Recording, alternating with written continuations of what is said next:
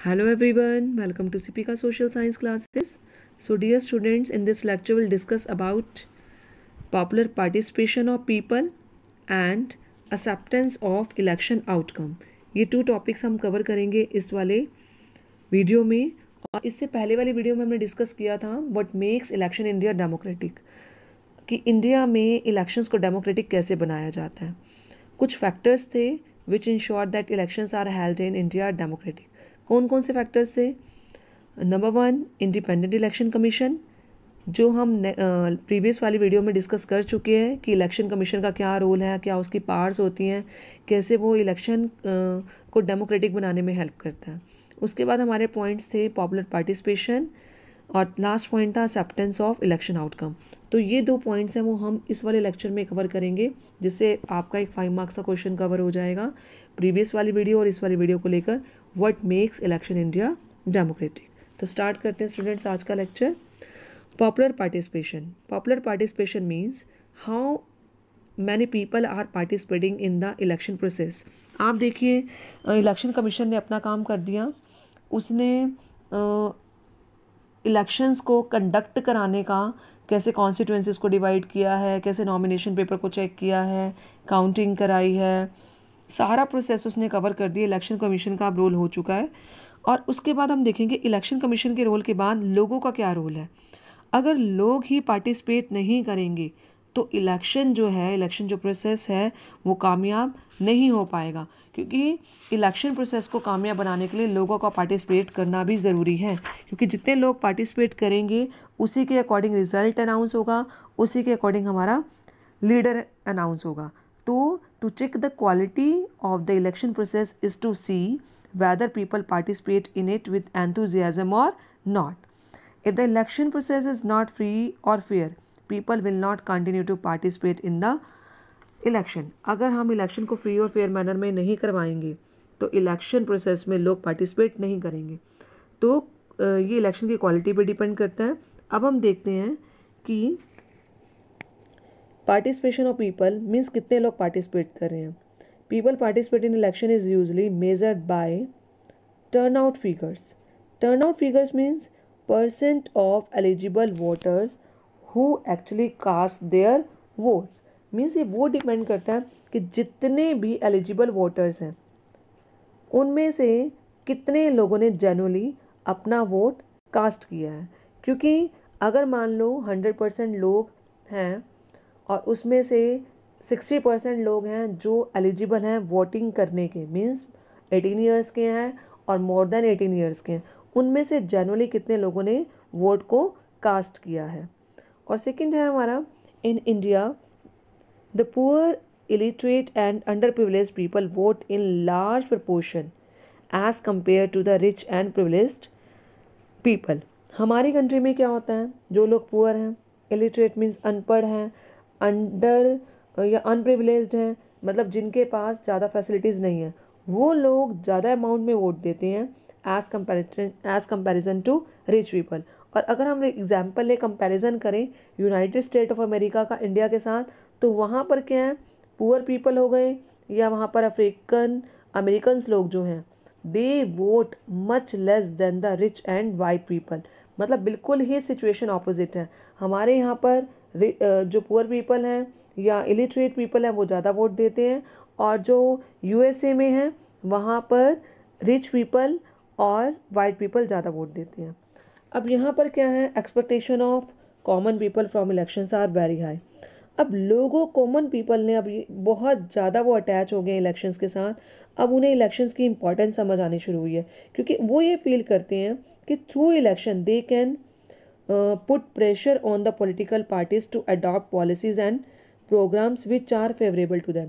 Means अब लोगों, अब कैंडिडेट्स चूज़ करने हैं हमने। अब कैंडिडेट्स क्या करेंगे, अब वो चाहते हैं कि अगर हम इलेक्शन प्रोसेस में जीतें तो उन्हें वही पॉलिसीज़ बनानी पड़ेंगी जो लोगों की फेवर में होंगी, जिन्हें लोग चाहते हैं। तो इलेक्शन प्रोसेस के थ्रू लोग भी प्रेशराइज कर सकते हैं कि अगर आप ये चीज़ें हमारे लिए ये काम करते हैं तो हम अपने लीडर को जिताएंगे, क्योंकि हमारी कंट्री में ये प्रॉब्लम हम फेस कर रहे हैं और हमें ये प्रॉब्लम्स को दूर करना है, हमें इश्यूज़ को दूर करना है। तो पार्टीज़ के ऊपर भी प्रेशर होता है कि वो चीज़ें ऑप्ट करती हैं जो लोगों के फेवर में हो ताकि लोग उन्हें वोट दें, तो वो फील करते हैं, they also feel that their vote matters in the way things are run in the country. उनको लगता है कि अगर हम इलेक्शन प्रोसेस में पार्टिसिपेट करते हैं, ये इलेक्शन देते हैं, तो कहीं ना कहीं हमारा जो वोट है वो इन्फ्लुएंस करेगा और पार्टीज भी उसके अकॉर्डिंग वर्क करेंगी जैसे कि लोग चाहते हैं।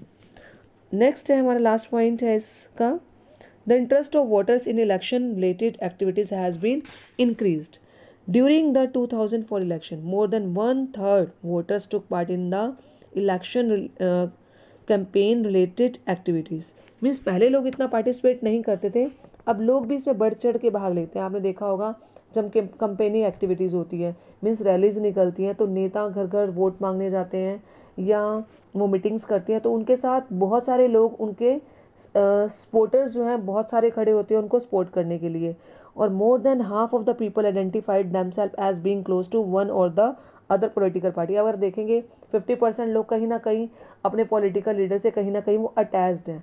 मीन्स वो ये सोचते हैं कि ये पार्टी, ये पर्सन जो है वो मेरे नियर बाय है, और उन्हीं कैंडिडेट्स को जिताने की कोशिश करते हैं। तो ये था टॉपिक हमारा पॉपुलर पार्टिसिपेशन, जिसमें हमने पढ़ा है कि कौन कौन से लोग पार्टिसिपेट करते हैं इलेक्शन में और लोगों की क्या एक्सपेक्टेशन है और लोगों का जो रिजल्ट है वो अब इलेक्शन एक्टिविटीज़ में क्यों बढ़ता जा रहा है। और नेक्स्ट है हमारा एक्सेप्टेंस ऑफ इलेक्शन आउटकम। अब इलेक्शन कमिश्नर का रोल हो गया, लोगों ने पार्टिसिपेट भी कर लिया, पार्टिसिपेट करने के बाद अब इलेक्शन का रिजल्ट अनाउंस होगा, क्योंकि लोगों ने अपने वोट को कास्ट कर दिया है। अब लोगों ने जिसको लीडर बनाया है, क्या उसको जो रिज़ल्ट निकला उसको एक्सेप्ट किया जाएगा या नहीं किया जाएगा। हमारी कंट्री में उसको एक्सेप्ट किया जाता है, क्योंकि अगर हम इलेक्शन आउटकम को एक्सेप्ट नहीं करेंगे, क्योंकि लोगों ने कैंडिडेट चुना है, तो दोनों पार्टीज़ हों, चाहे रूलिंग पार्टी हैं चाहे अपोजिट पार्टी हैं, उन दोनों पार्टीज़ को उस चीज़ को एक्सेप्ट करना पड़ता है। तो if elections are not free और fair, the outcomes always favour the powerful. अगर इलेक्शन फ्री और फेयर मैनर में नहीं हुए, गलत तरीके यूज़ किए गए हैं, बूथ कैप्चरिंग की है, ब्राइब यूज़ किया है, मसल पार यूज़ किया, अगर इस तरीके से वोटिंग हुई है तो हमेशा कौन जीतेगा? पावरफुल पर्सन ही जीतेगा, या जो रूलिंग पार्टी है वही जीतती रहेगी बार बार, वो किसी और को चांस नहीं लेने देगी। In such situation the ruling party do not lose election, वो कभी इलेक्शन लूज नहीं करेगी।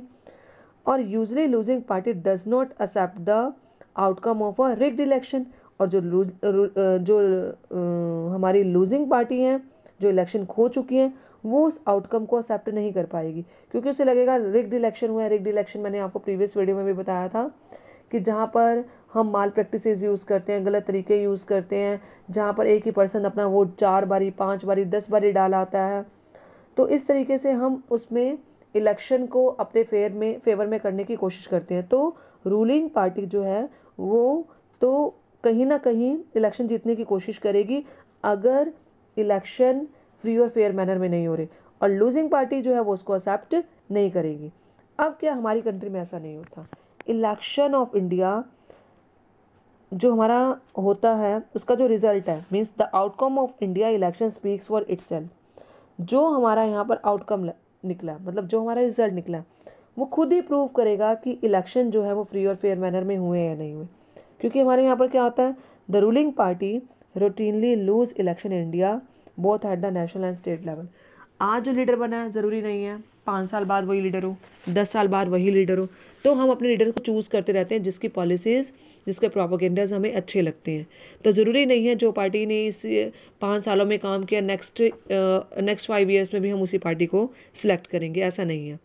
इन द US एंड इनकम्बेंट और sitting elected representative rarely loses an election. US में क्या होता है, जो पार्टी पहले सिलेक्ट हो चुकी है, जो रिप्रेजेंटेटिव सिलेक्ट हो चुके हैं, बहुत कम चांसेस होते हैं कि वो अपने इलेक्शन को मतलब खो दें। जैसे हम देखते हैं चाइना में जो पार्टी है, चाइनीज़ कम्युनिटी पार्टी है, वो जो पार्टी 70 साल से वही पार्टी रूल कर रही है। तो मतलब क्या वहाँ पर इलेक्शन फ्री और फेयर मैनर में होते हैं?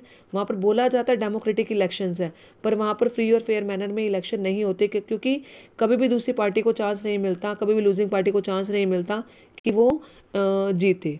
बट हमारे इंडिया में क्या होता है, about half of the sitting MP और MLAs लूज इलेक्शन। हमारे इंडिया में हाफ से मतलब हाफ तो है ही, कि हाफ और हाफ से ज़्यादा भी हो सकते हैं, कि जो MLAs हैं और जो MPs हैं वो चेंज होते रहते हैं, मतलब उनकी जो सीट होती है वो छूट जाती है, उनकी सीट उनसे ले ली जाती है, उसकी जगह पर नए लीडर्स अपॉइंट हो जाते हैं।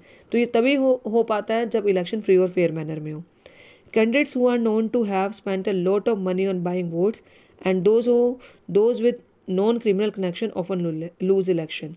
मीन्स हमारे यहाँ पर क्या होता है कि जो पार्टी ज़्यादा मनी स्पेंड कर रही है वोट खरीदने के लिए या जिसके क्रिमिनल कलेक्शन है, क्या वही पार्टी हर टाइम जीतेगी? नहीं, वो पार्टी भी कहीं ना कहीं अपना इलेक्शन लूज़ करती है। तो ये भी मेन फैक्टर है जिससे हम जज कर सकते हैं कि इंडिया में जो इलेक्शन हो रहे हैं वो फ्री और फेयर मैनर में हो रहे हैं कि ये नहीं है जिस पार्टी के क्रिमिनल कनेक्शन है या जो पार्टी बहुत ही रिच है वही पार्टी हर बारी जीत रही है, ऐसा नहीं है। Accept some disputed election, the electoral outcomes are usually accepted by the defeated party as the people verdict. Means अगर हम सोचते हैं कि जो आउटकम निकला है और डिफीटेड पार्टी है, वो डिफीटेड पार्टी को भी एक्सेप्ट करना पड़ता है कि लोगों की चॉइस है, लोगों ने जिस कैंडिडेट को चूज़ किया है वही कैंडिडेट जो है वो लीडर होगा, वही कैंडिडेट अपनी रूलिंग पार्टी बनाएगा और उसका लीडर बनेगा, क्योंकि इसमें लोगों की चॉइस जुड़ी हुई है। तो चाहे रूलिंग पार्टी है चाहे लूजिंग पार्टी है, दोनों को उस आउटकम को एक्सेप्ट करना पड़ता है। तो स्टूडेंट्स ये था हमारा एक्सेप्टेंस ऑफ इलेक्शन आउटकम। तो ये 3 टॉपिक थे, independent election commission, popular participation और एक्सेप्टेंस ऑफ इलेक्शन आउटकम, जो इंडिया में इलेक्शंस को डेमोक्रेटिक बनाते हैं। तो स्टूडेंट आप, आई होप आपको ये टॉपिक क्लियर हो गया होगा। ये आपका इंपॉर्टेंट क्वेश्चन भी कवर करता है, what makes election India democratic. और हमारा अब लास्ट टॉपिक रह गया है, that is what are the major challenges to free and fair elections, कि कौन से चैलेंजेस है जो हमें फेस करने पड़ते हैं ताकि इलेक्शन फ्री और फेयर मैनर में हो, जो हम पढ़ेंगे अपनी नेक्स्ट वीडियो में। Thank you.